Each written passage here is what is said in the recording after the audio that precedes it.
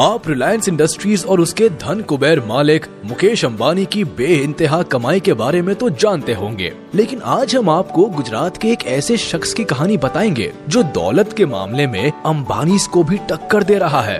हर दिन नए नए बेंचमार्क सेट कर रहा है और न सिर्फ भारत में बल्कि पूरी दुनिया में अपना दबदबा बना रहा है।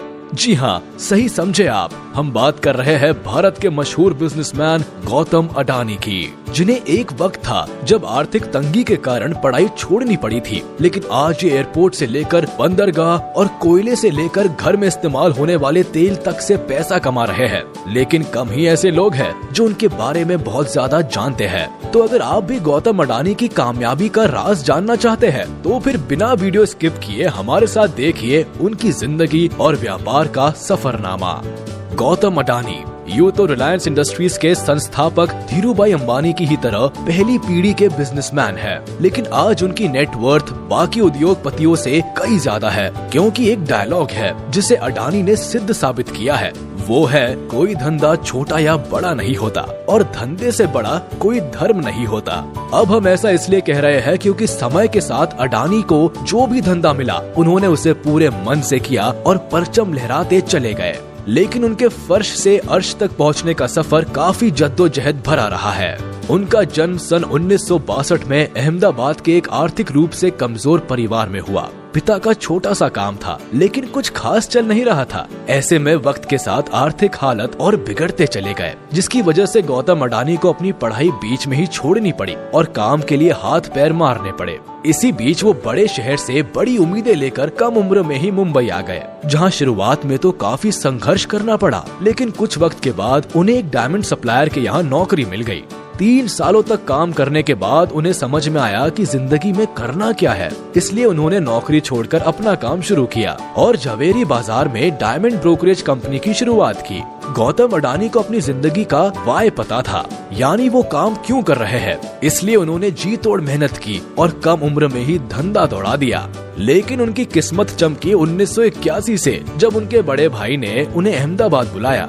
दरअसल भाई ने सामानों को लपेटने वाली प्लास्टिक की एक कंपनी खरीदी, मगर वो चल नहीं रही थी क्योंकि जो कच्चा माल चाहिए था वो जरूरत के हिसाब से नहीं मिल पा रहा था। बाहर देशों से कच्चे माल को इम्पोर्ट करना पड़ रहा था। ऐसे में इसे एक अवसर के तौर पर देखते हुए अडानी ने कांडला पोर्ट पर प्लास्टिक ग्रैन्युअल्स का आयात शुरू किया और 1988 में शुरू की अडानी एक्सपोर्ट्स, जिसका नाम बदलकर बाद में अडानी एंटरप्राइजेस कर दिया गया। इसमें धातु, एग्रीकल्चर प्रोडक्ट और कपड़े की कमोडिटी ट्रेडिंग होती थी। काम चल पड़ा तो कुछ ही साल में ये कंपनी और अडानी इस बिजनेस से बड़ा नाम बन गए और फिर 1994 में अडानी एंटरप्राइजेस को शेयर बाजार में लिस्ट कर दिया गया। फिर साल आया 1995 का। ये वो साल था जिसने आज उनके इस मुकाम तक पहुंचने की नींव रखी, क्योंकि इस वक्त गुजरात सरकार पोर्ट डेवलपमेंट के लिए प्राइवेट कंपनीज की तलाश कर रही थी। ऐसे में जैसे ही एक खबर अडानी तक पहुंची, उन्हें कमाई का एक और सोर्स नजर आया, इसलिए उन्होंने गुजरात के सबसे बड़े बंदरगाह मुंद्रा पोर्ट को ही खरीद दिया। मुंद्रा पोर्ट को खरीदने के बाद 1998 में गौतम अडानी ने Adani ports and logistics company की शुरुआत की।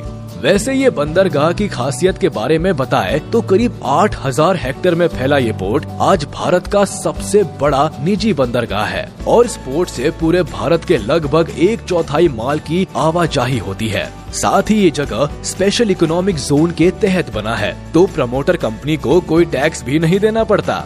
इस जोन में power plant, private rail line और एक प्राइवेट एयरपोर्ट भी है। वैसे यहाँ गौर करने वाली बात है कि आज अडानी समूह देश के प्रमुख इंफ्रास्ट्रक्चर ग्रुप में से एक है। उनकी अडानी पोर्ट्स देश की सबसे बड़ी पोर्ट मैनेजमेंट कंपनी है और गुजरात, महाराष्ट्र, गोवा, केरल, आंध्र प्रदेश, तमिलनाडु और ओडिशा जैसे 7 समुद्री राज्यों में इनके 13 डोमेस्टिक पोर्ट्स है। खैर, मुद्दे पर आते हैं। अब जैसे जैसे वक्त गुजरता गया, अडानी खुद को ग्रो करते चले गए। वो लोगों की रसोइयों तक में पहुंच गए फॉर्च्यून के थ्रू। वही फॉर्च्यून जिसका रिफाइंड ऑयल आज हर घर में सुबह शाम दिन रात इस्तेमाल होता है। एक्चुअली जनवरी 1999 में अडानी ग्रुप ने will agri business group Wilmar के साथ हाथ मिलाकर खाने के तेल के बिजनेस में कदम रखा था। वैसे फॉर्च्यून तेल के अलावा अडानी ग्रुप आटा, चावल, दाल, चीनी जैसी दर्जनों चीजों से भी आपकी रसोई का हिस्सा बना हुआ है। जिनके रखरखाव के लिए 2005 में अडानी ग्रुप ने फूड कॉर्पोरेशन ऑफ इंडिया के साथ मिलकर अलग अलग राज्यों में बड़े बड़े साइलोज बनाए। साइलोज बेसिकली वो चीज होती है जिसमें बड़े पैमाने पर अनाज को रखा जाता है। साइलोज की कनेक्टिविटी के लिए अडानी ग्रुप ने निजी रेल लाइंस भी बनाई ताकि अनाज को लाने ले जाने में आसानी हो।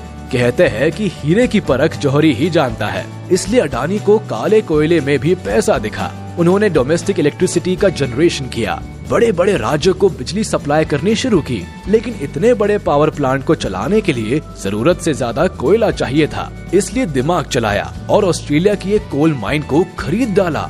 फॉर्च्यून इंडिया मैगजीन के मुताबिक 2010 में अडानी ने लिंक एनर्जी से 12,147 करोड़ में कोयला खदान खरीदी थी। गीली बेस्ट क्वींस आइलैंड में मौजूद इस खदान में 7.8 बिलियन टन के खनिज भंडार है, जो हर साल 60 मिलियन टन कोयला पैदा कर सकती है।